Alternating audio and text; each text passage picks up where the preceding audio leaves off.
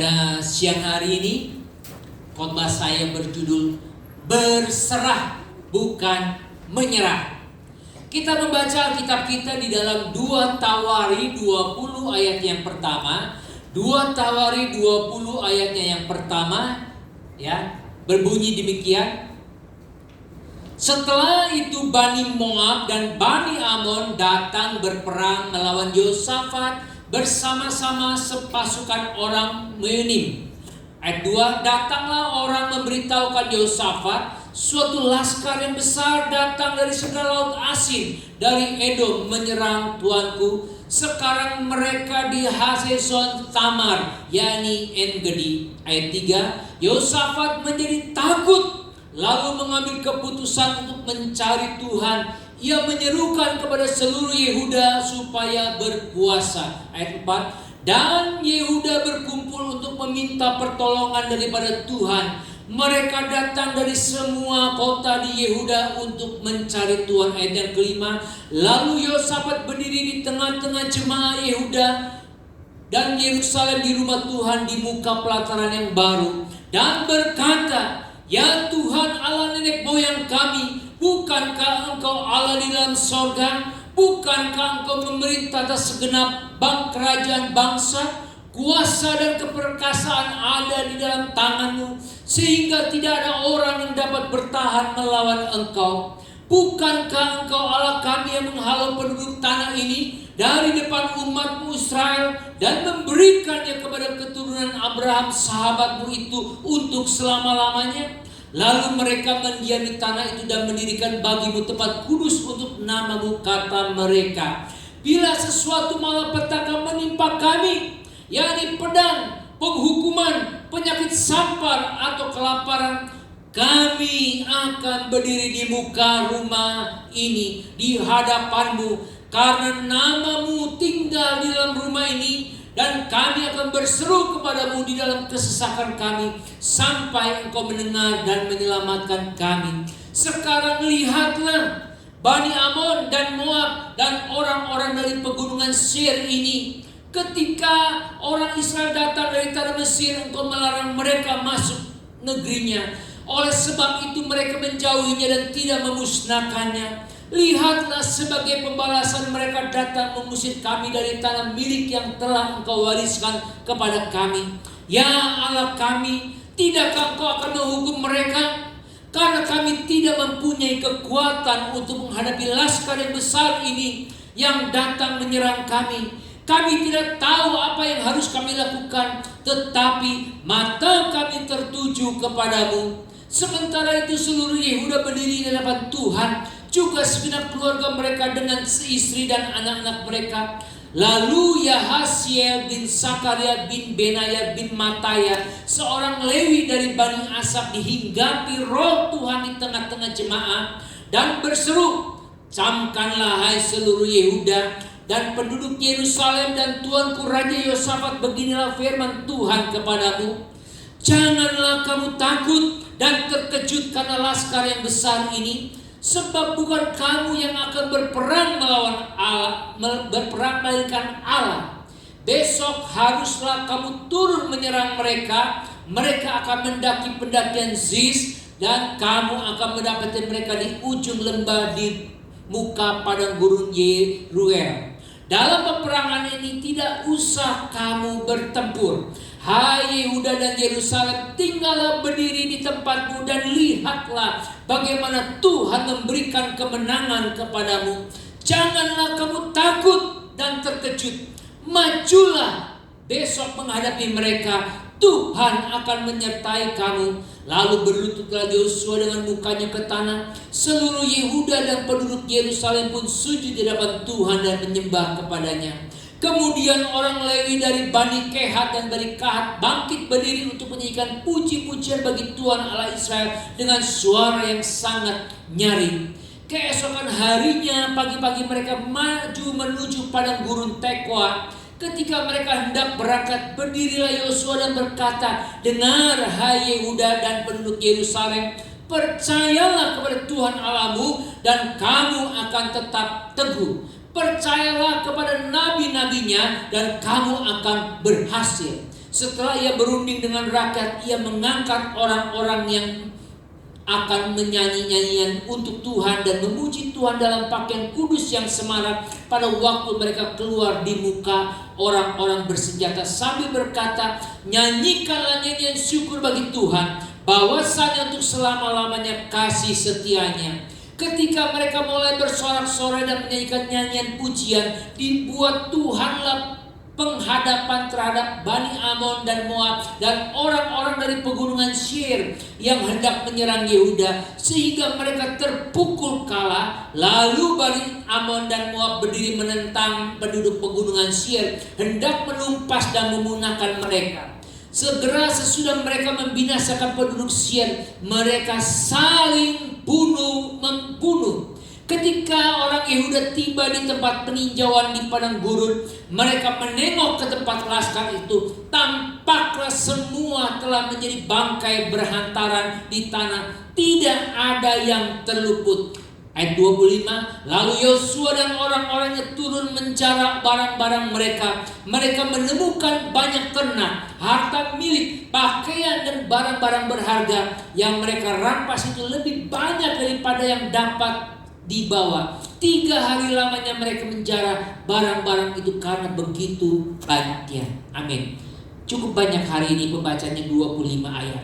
Dari pembacaan kita pada hari ini kita bisa melihat bahwa pertama, Yosafat mendapat ancaman mendadak dan serius dari 3 musuh, yaitu Bani Amon, Bani Moab, dan penduduk pegunungan Seir. Saudaraku yang kasih dalam Tuhan, inilah ancaman yang dialami oleh Yosafat mendadak. Kedua, saat takut Yosafat mengambil keputusan untuk mencari Tuhan.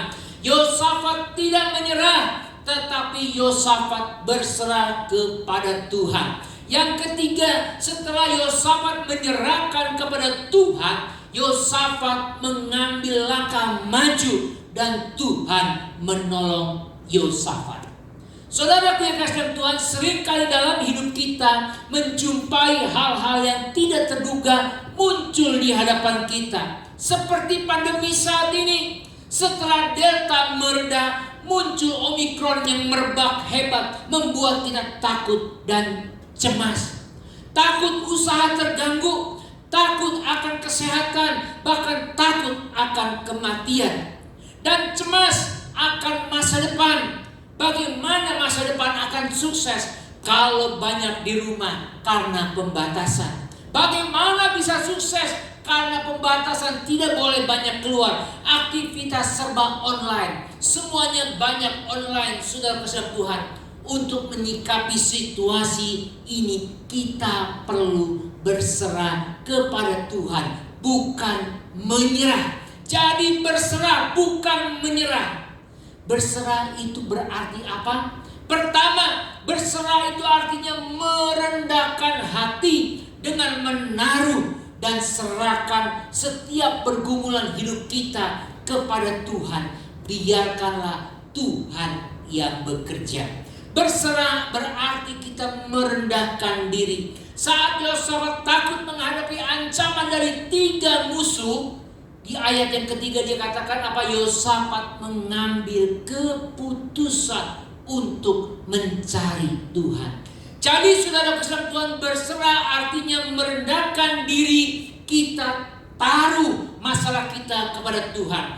Dengan kita merendahkan diri, kita berarti kita berserah atau menyerahkan masalah kita kepada Tuhan. Beda berserah dengan pasrah itu apa? Seringkali kita mendengar, gua pasrah aja, atau kita berserah.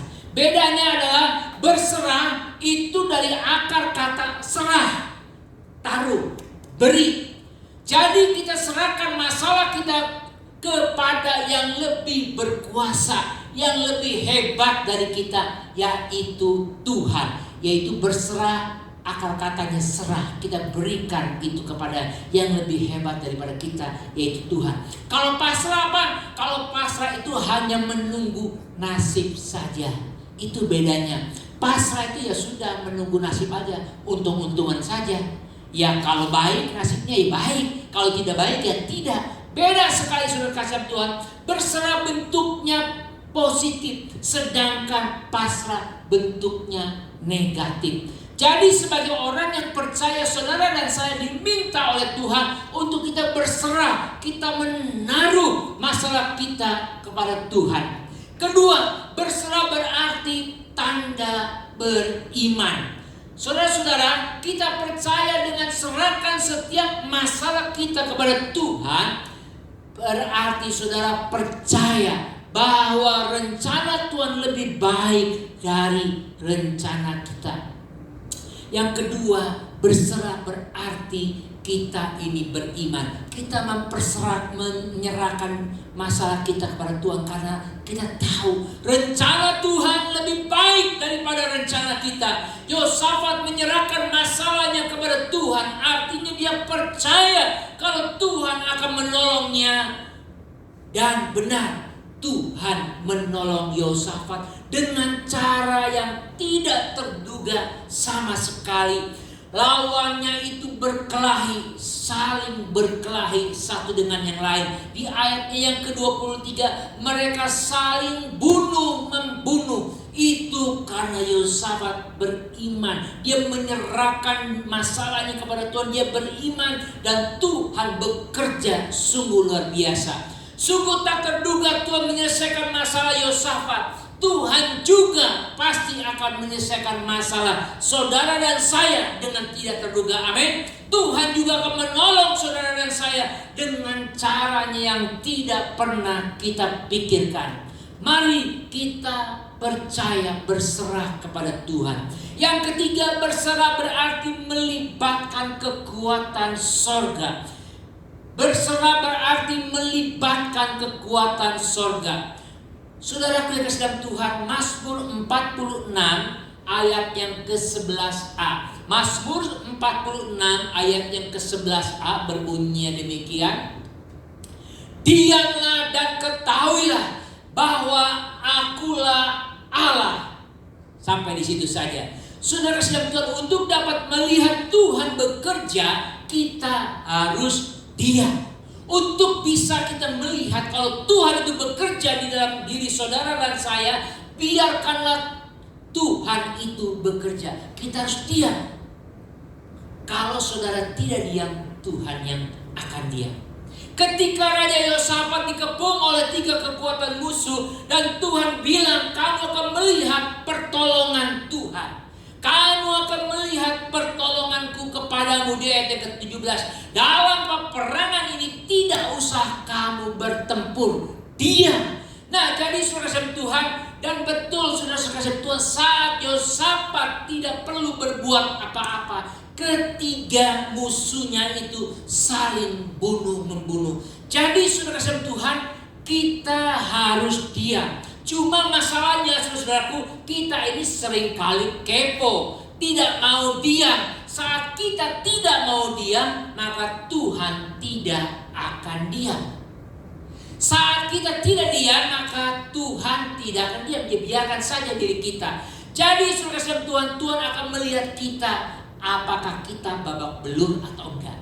Jadi saudara Tuhan, yang Tuhan mau adalah kita ini berdiam. Izinkanlah kekuatan sorga itu bekerja di dalam kehidupan kita.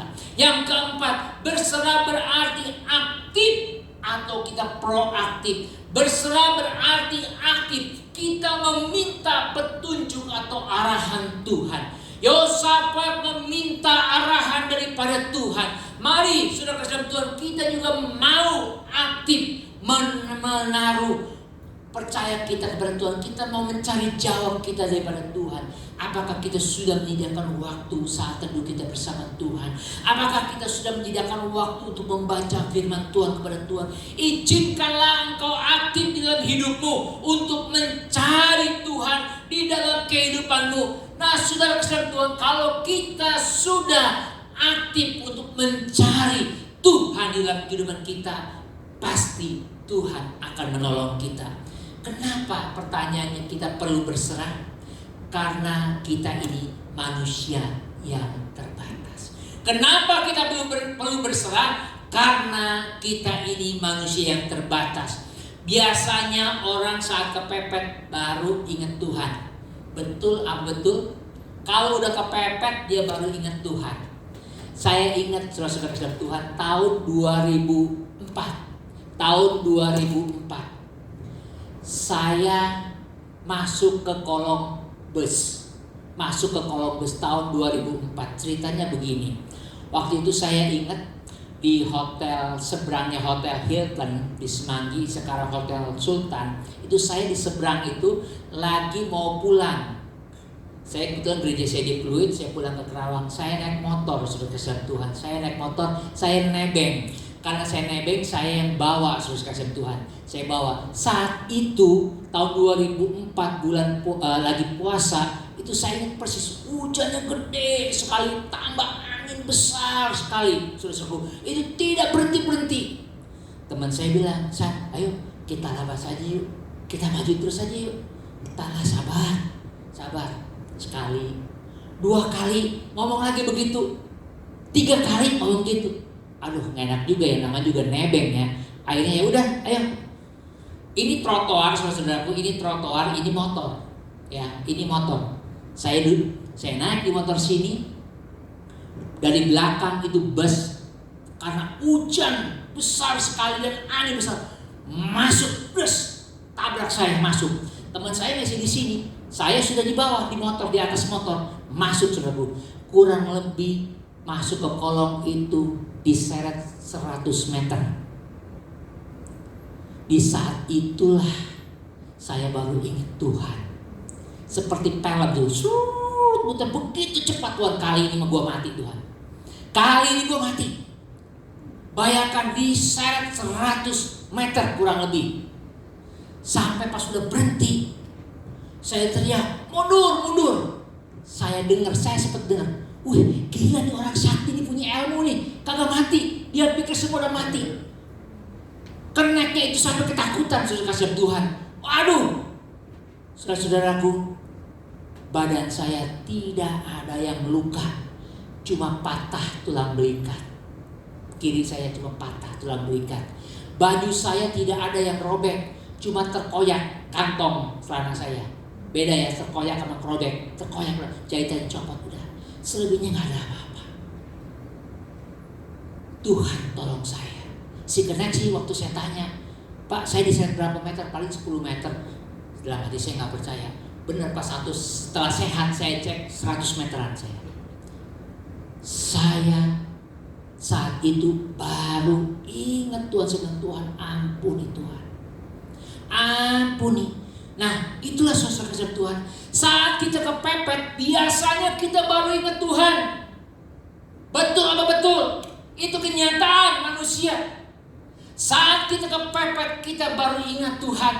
Nah, saudara Tuhan, karena kita ini manusia yang terbatas, maka kita perlu Tuhan di dalam kehidupan kita. Terus kenapa kita berserah? Karena Tuhan itu baik. Saudaraku yang kekasih di dalam Tuhan, kenapa kita berserah? Karena Tuhan itu baik. Semua yang Tuhan lakukan kepada kita adalah baik, sehingga kita tidak mungkin menyerahkan hidup kita ini kepada yang lain. Tuhan itu baik. Matius 7 ayat yang ke-11. Matius 7 ayat yang ke-11 berbunyi demikian. Jadi jika kamu yang jahat tahu memberi pemberian yang baik kepada anak-anakmu, apalagi Bapamu yang di sorga, Ia akan memberikan yang baik kepada mereka yang meminta kepadanya. Tuhan bilang, hei manusia yang jahat aja tahu soal memberi, apalagi Bapamu yang di sorga. Kita meyakini kepada Bapa di sorga bahwa Dia adalah baik. Apa yang kita minta akan diberikan kepada kita. Itulah janji Tuhan kepada kita, sehingga kita mempunyai kepercayaan untuk menyerahkan hidup ini kepada Tuhan. Amin. Karena Dia baik, maka kita bisa berani menyerahkan hidup kita kepada Tuhan. Mari kita berserah kepada Tuhan, karena Tuhan itu baik bagi kita. Jangan menyerah, tetapi kita berserah. Pertanyaannya, berserah dimulai dari mana? Dari doa, yang sederhana sekali. Kita bisa menyerahkan situasi ini kepada Tuhan. Biarkan Tuhan yang bekerja. Biarkan Tuhan yang bekerja di tengah-tengah situasi pandemi ini. Dari doa kemudian kita minta pimpinan Tuhan atas hidup kita. Biarkan Tuhan yang memimpin hidup kita. Bukan kekuatan kita, bukan kemampuan kita yang memimpin hidup kita, tetapi izinkanlah Tuhan.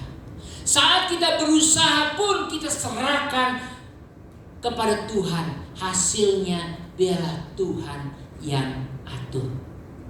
Tanggal 24 Februari 1989 ya slide-nya.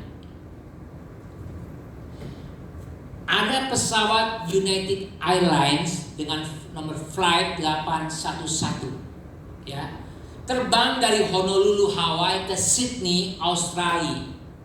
Setelah pesawat lepas landas 17 menit dan berada di ketinggian sekitar 23.000 kaki, mendadak pintu kargonya lepas. Push. Lepas, si pilotnya kaget seperti ada bom. Dan sudah kasih Tuhan, 9 orang tersedot keluar karena nggak pakai seat belt, terjun bebas alias mati. Setelah kejadian itu dicari nggak ketemu 9 orang. 2 mesin kanan mati, nggak berfungsi, dan sayap pengatur kecepatan juga rusak karena dihantam pecahan pintu. Slide yang kedua, kaptennya ini bernama David Cronin ya. Dia adalah seorang pilot senior. Dia telah bekerja 35 tahun di United Airlines dan punya jam terbang sudah sangat tinggi, 28.000 jam. Ini senior sekali, saudara Tuhan. Ternyata saat itu David harus mengendalikan dan mendaratkan pesawat itu dengan begitu cepat ambil keputusan. Ternyata saat dia mau mendarat, kecepatan pesawatnya melebihi standar dari yang seharusnya. Dan beban pesawatnya itu lebih berat dari yang seharusnya. Seharusnya 250 ton, ternyata beratnya 280 ton. Nah, dia bingung. Tetapi sekasih Tuhan, melalui pertolongan Tuhan, akhirnya pesawat itu bisa mendarat di Honolulu, kembali lagi ke Honolulu dengan selamat. Semua penumpang tepuk tangan. Mereka bersukacita. Beberapa hari kemudian, si kapten ini diwawancarai oleh media dan ditanya, apa yang pertama kali Anda lakukan ketika Anda sadar bahwa pintu kargo sudah hancur? Dia tanya, apa jawabannya si David ini? David bilang, saya berdoa untuk para penumpang. Setelah itu saya kembali ke tugas saya. Jadi si David ini pertama adalah dia berdoa untuk para penumpang, kemudian dia kembali ke tugasnya sebagai pilot. Saudara sekalian, pertama dia berdoa, dia berserah kepada Tuhan, dia meminta pertolongan Tuhan, tetapi dia nggak doa terus. Doa terus jebol pesawatnya. Terus atau dia nggak duduk terus, dia diam terus. Tetapi di suruh kasih Tuhan, dia berdoa, setelah itu dia melakukan bagiannya, yaitu dia mengendalikan pesawat itu. Nah, saudaraku yang terkasih Tuhan, kita percaya saat kita berdoa itu adalah bagian tugas kita. Selanjutnya kita melakukan bagian kita dan izinkanlah Tuhan juga yang mengontrol hidup kita. Hasilnya kita serahkan semuanya kepada Tuhan. Amin. Jadi saudara Tuhan, marilah kita berdoa. Kita lakukan bagian kita. Selanjutnya kita serahkan kepada Tuhan. Biarkan Tuhan yang bercampur tangan di dalam kehidupan kita. Saudara-saudara, berbagai hal dapat terjadi dalam hidup ini yang membuat kita rasanya menjadi lemah. Mungkin itu kesalahan yang kita lakukan membuat kita merasakan akibat yang kita perbuat. Barangkali itu sesuatu yang tidak pernah kita perkirakan, tetapi itu terjadi atas kita. Tak seorang pun dapat melihat pandemi ini terjadi begitu mengerikan. Di tengah-tengah pandemi ini, kuasa kegelapan juga bekerja untuk menghancurkan iman saudara dan saya. Nyata benar, kuasa kegelapan bekerja untuk menghancurkan iman saudara dan saya. Banyak karena pandemi ini orang-orang jadi menjadi takut untuk ke gereja. Banyak dari pandemi ini orang-orang tidak mau lagi berdoa, tidak lagi mau memuji nama Tuhan. Saudara, kesan Tuhan, melalui keadaan begini kita mungkin melihat seolah-olah Tuhan membiarkan dan mengizinkan ini terjadi sehingga kita ini menjadi terpuruk. Tidak, saudara kesan Tuhan. Marilah kita mau mengambil bagian kita berdoa dan melakukan apa yang bagian kita. Dan izinkanlah Tuhan yang bekerja atas hidup saudara dan saya. Saudara-saudara, di saat ini kita harus bertahan. Bukan hanya bertahan, tapi kita juga harus bertumbuh di tengah-tengah tekanan yang hebat ini. Jangan menyerah, tapi berserah. Kita harus melihat kita punya juru selamat yang luar biasa. Ketika Yesus diperhadapkan salib, Yesus berdoa berjam-jam lamanya. Dan kemudian Yesus maju. Setelah Yesus berdoa berjam-jam, dia tidak menjadi lemah, dia tidak undur, tetapi dia maju terus. Kenapa bisa maju? Karena Yesus berserah kepada Bapa di sorga. Dia berkata, kehendak-Mu saja yang jadi ya Bapa. Kehendak Tuhan saja yang jadi di dalam kehidupan kita. Kita punya juru selamat yang telah memberikan contoh. Jadi jangan kita berputus asa dan menyerah, melainkan maju mengarahkan mata rohani kita kepada Tuhan Yesus dan berserah. Percaya kalau Tuhan pasti tolong kita karena Dia pernah merasakan penderitaan kita. Kita serahkan kepada Tuhan karena Tuhan pernah merasakan penderitaan saudara dan saya. Ibrani 4 ayat yang ke-15, Ibrani 4 ayat yang ke-15 berbunyi demikian. Sebab imam besar yang kita punya bukanlah imam besar yang tidak dapat turut merasakan kelemahan-kelemahan kita. Artinya dia pernah merasakan. Sebaliknya sama dengan kita, ia telah dicobai hanya tidak berbuat dosa. Karena Yesus telah merasakan apa yang telah kita rasakan saat ini, maka efektiflah kalau Yesus menolong kita saat ini. Amin. Karena Yesus telah merasakan apa yang kita rasakan, maka sangat efektiflah kalau Dia itu menolong saudara dan saya. Mari kita jangan menyerah atas keadaan yang menekan saat ini, melainkan marilah kita berserah kepada Dia. Ibrani 12 ayat yang ketiga. Ibrani 12 ayat yang ketiga berbunyi demikian.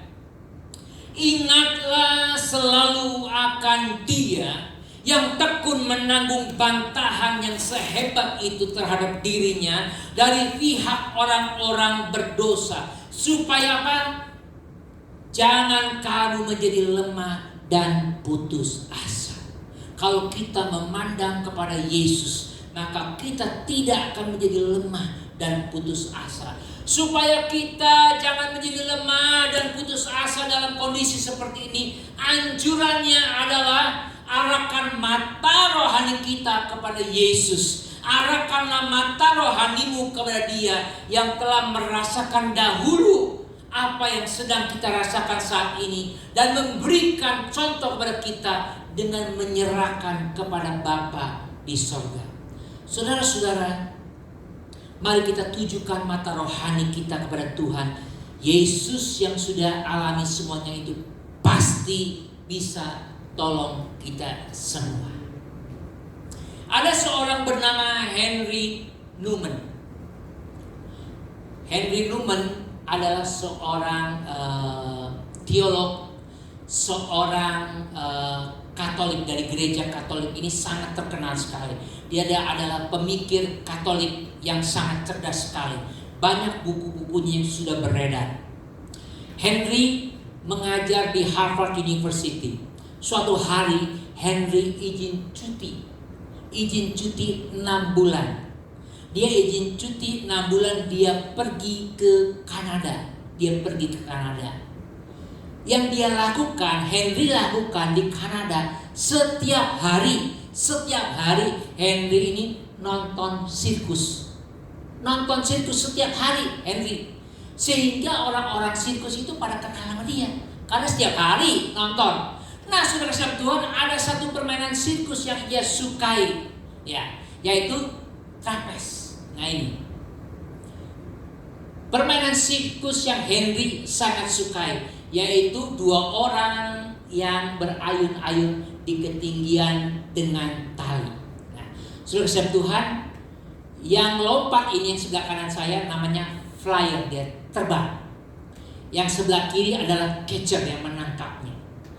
Saudara Tuhan, yang sebelah kiri si catcher ini harus orang senior, nggak boleh orang junior.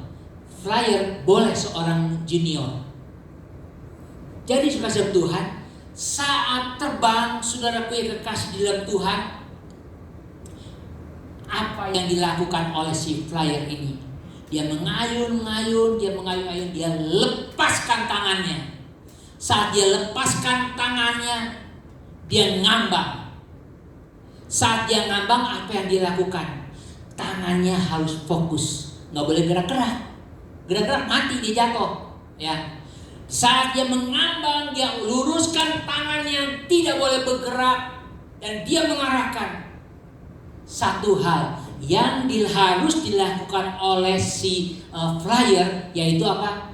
Dia harus percaya sama si catchernya, sama yang menangkapnya. Dia harus betul-betul percaya kalau si catchernya itu akan menangkap dia.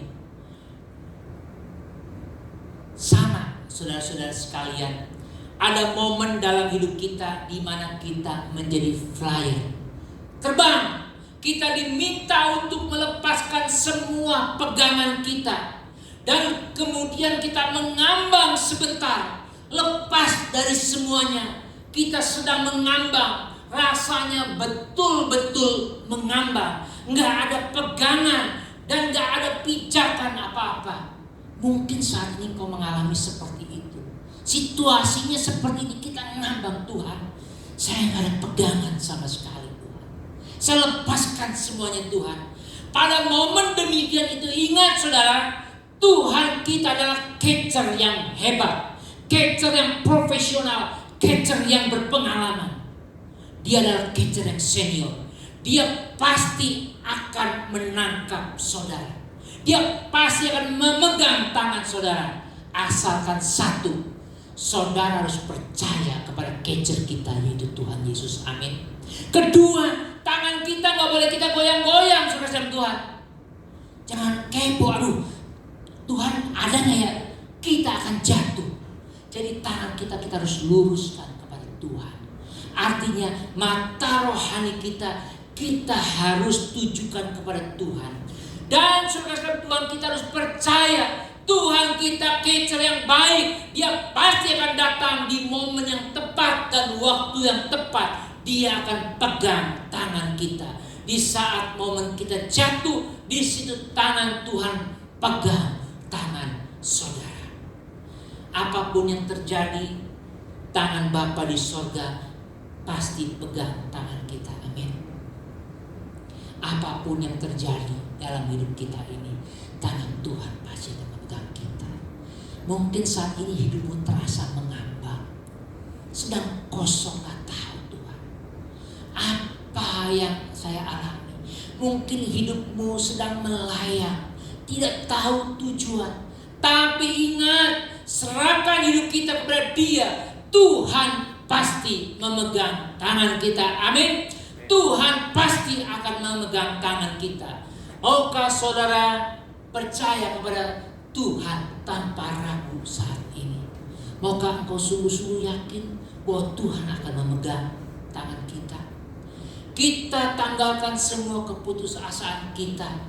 Jangan menyerah, tapi berserah saat ini, karena Dia berjanji akan memegang tangan kita. Amin. Mari kita datang kepada Dia. Kita minta kekuatan sebelum kita masuk dalam perjamuan kudus ini. Amin buat firman Tuhan. Saya undang pemain musik dan singer. Kita akan menyanyikan pujian Engkaulah perisaiku.